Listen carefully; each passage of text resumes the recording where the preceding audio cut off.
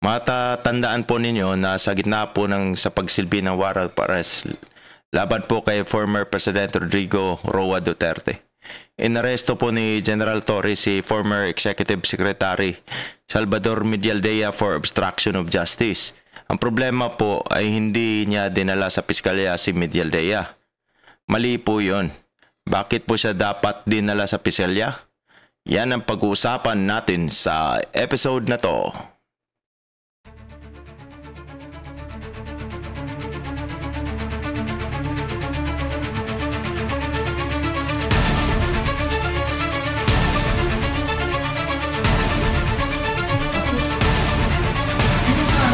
Para sa storyang legal, paminaw kang fiskal. Arestado siya for 1829 for obstruction of justice. No? Pero, well, option mo naman yun kung ituloy o hindi. Sa ngayon, nasa sa kanya rin yan. Gusto niya ituloy natin. Sige, tingnan natin. I have the option actually to present him for inquest. Nung gabi naman. Sige, paano lang tayo? Regular filing tayo.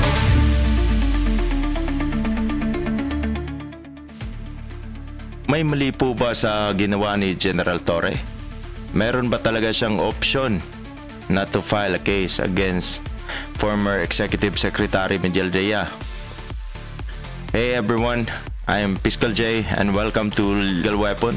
Storyang legal kauban si Piskal. Ang hindi po pagdala sa piskalya kay Medialdea ay nakakabahala. Ito po ay mabigat na bagay. Hindi po trivial matter ito. Malaki ang magiging implikasyon nito. I tell you, the implications will be far-reaching.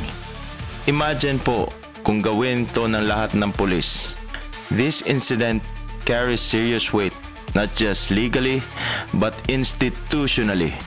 Hindi po dapat bigyan ng kapangyarihan ng pulis na magdesisyong palayain ang inaresto niya dahil bukas ito sa abuso. Ito ang posibleng simula ng korupsyon. Pag-aresto plus palaya equals hold up potential. Kung pwedeng palayain, pwede ring pagbayarin. Delikado po yun. Klaro po yan under Article 125 of the Revised Penal Code na ang pulis dapat after niya i-detain yung isang tao ay dalhin niya, i-deliver niya ang tao doon sa proper judicial authorities within the period of 12 hours for crimes punishable by light penalties, 18 hours for crimes or offenses punishable by correctional penalties, and 36 hours for crimes punishable by afflictive or capital penalties. Klaro po yan. Ang sinabi po dyan, shall deliver the person to the proper judicial authorities. Wala pong nakalagay dyan na pwede nilang i-release. Wala pong option, wala pong discretion. Meron nga pong oras dapat within 12 hours, within 18 hours.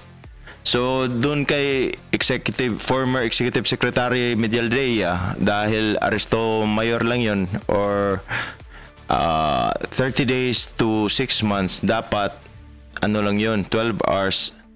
He should have been delivered to the proper judicial authorities. Por sa totoong pangyayari po sa realidad po, ang tao pong naaresto ay dinadala po yan sa piskalya. Pagdala po sa piskalya, magkakandak na ang piskalya ng inquest investigation at pag may probable cause, doon na siya magpa-file ng corresponding information sa court. Bago dalhin sa judicial authorities talaga, dalhin muna sa piskalya. Pero dito po dapat pumasok ang Kongreso kasi itong takda ng oras kung kailan kailangan dalhin sa otoridad ang isang arestado ay tila hindi na akma sa kasalukuyang panahon. Tandaan niyo po, kalesa pa siguro ang mode of transportation. Walang traffic at kaparinggot pa lang ang krimen Noong 1930s, nung ipasa itong batas, itong revised penal code, impracticable ang oras na nakatakda dito, or shall I say impossible. Dapat dito magkaroon ng hearing in aid of legislation para matanong ang PNP, DOJ, Judiciary kung ano ang practical na oras, kasi lalo na sa bypass operations na aside na maraming documents required at minsan pa ang drugs at paraphernalia na involved ay ang dami talaga, tapos maghihintay pa sila ng laboratory result at ilang araw pa yan bago may release. So ang resulta, minamadali lahat yung pag-prepare, kaya prone to mistakes talaga. Kaya mas maganda sana kung maripaso.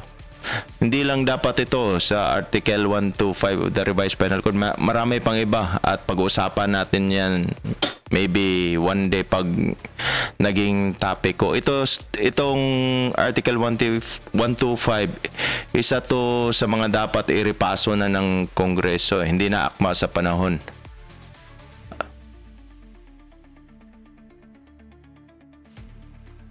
At syempre, maganda ring iklaro talaga dito na walang discretion ang pulis. Kasi mahirap na pag may discretion na sabihin na may option ako. Wala talaga option ng pulis, sa katotohanan lang. Ang may option, yung mga private complainant, mga pribadong tao, hindi mga pulis. Delikado yun eh pag inallow yung mga pulis na may discretion na whether or not to deliver or not to the proper judicial authorities. Tsaka rin sa dito sa Article 125 siguro klaruhin na rin na dapat ilang oras dapat dun patungo sa piskalya, then from piskalya to judicial authority ilang oras na naman para mas klaro. Kasi itong takdang 12 hours, 18 hours, 36 hours papunta sa judicial authority to eh. Hindi nila inisip na syempre in reality pupunta naman talaga sa piskalya. So dapat sinali na sa computation yung 12 hours, 18 at 36 hours para mas ano talaga yung pagkakalagay sa batas, klarong-klaro kumbaga. Moreover, under DOJ Circular 61, the arresting officer must submit the arrested person to the inquest prosecutor immediately. Klarong-klaro po yan, no? If the prosecutor finds no probable cause, he, not the officer, orders the release of the person, often through a release for further investigation. Ito kasing release for further investigation, mga kaibigan.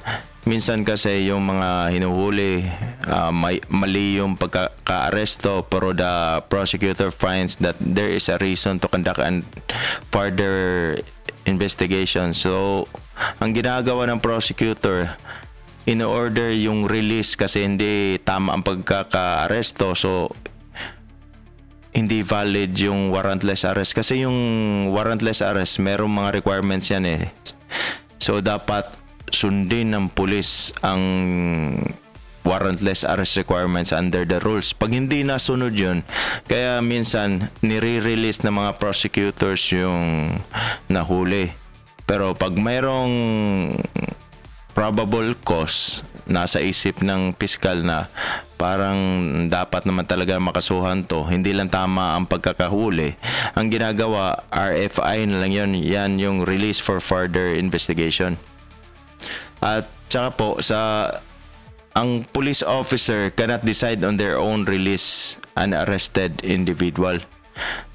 Doing so may be considered malfeasance and dereliction of duty. That's why under Article 208, a police officer could be charged for dereliction of duties of his office, the prescribed penalty of prison correctional in its minimum period and suspension, if he maliciously refrained from instituting prosecution for the punishment of violators of the law or shall tolerate the commission of offenses.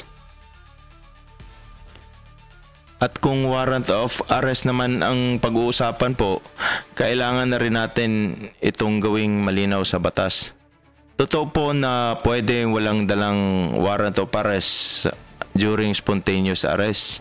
Kasi po, in those cases, you cannot expect the police officers na dalhin ang lahat ng warrant of arrest sa kanila opisina just in case na may makasalungat sila sa daan na wanted person. So, pag may nakita yung pulis na, uy, ito yung wanted hindi na kailangan pa niyang umuwi sa opisina, kunin yung warrant of arrest, tapos balikan yung tao. Baka huli na lahat, wala na yung tao. Kaya, pag ganun po, pwede yung walang warrant of arrest. Yun po yung sinasabi ni General Torre.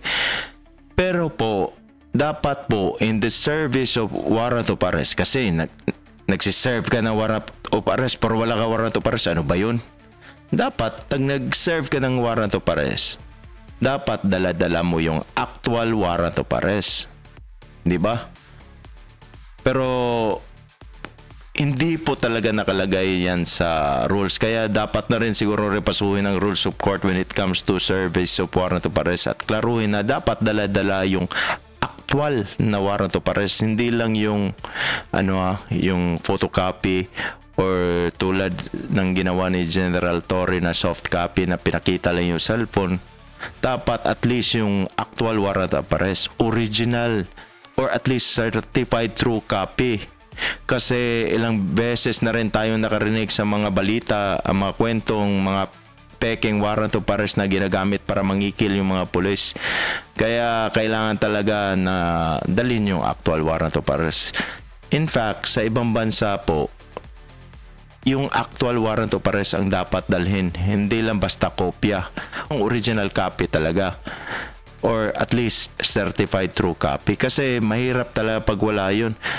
Isipin mo, nagsiserve ka ng warrant of arrest na wala kang daladalang warrant of arrest. Ano ba yan? At dyan na po, magtatapos ang programa natin. Salamat po sa inyong pakikinig. At kung nagustuhan niyo po ang video na to, please consider subscribing, hit the like button, and please leave your comment. At while you're here po, check out my Melodic Dreamscape. Ito po ang YouTube channel ko sa mga lo-fi music na compositions ko. Perfect po ito para sa relaxation while you're drafting your pleadings, affidavits, or simply clearing your mind. Lo-fi music is great for concentration.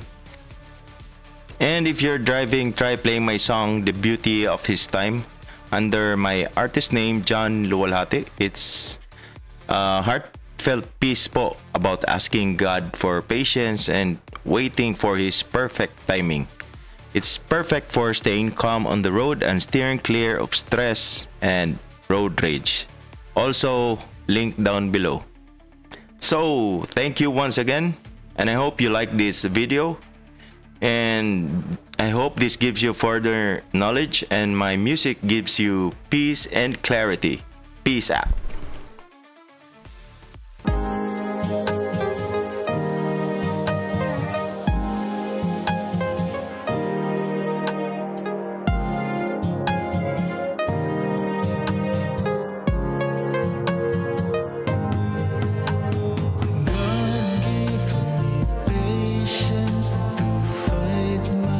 Frustration.